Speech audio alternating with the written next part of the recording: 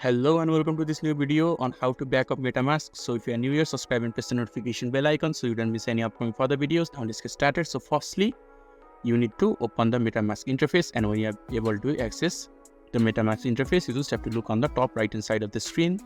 There will be three dot icon. So you just have to click on it and a pop-up box will appear. And on the second last option, it says settings. So you just have to click on the settings, and when the settings sections has been appeared in your screen, you just have to look on the left hand side. There will be list of things, so you just have to click on security and privacy, and on the right hand side of the screen, security and privacy section will be opened, and when you scroll down a little bit, you will be able to see the button called reveal secret recovery phase. So you just have to click on reveal secret recovery phase.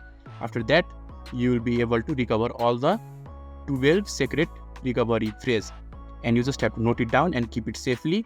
And whenever you lost your account or MetaMask account, then you can just re-log in using that 12 secret recovery phrase.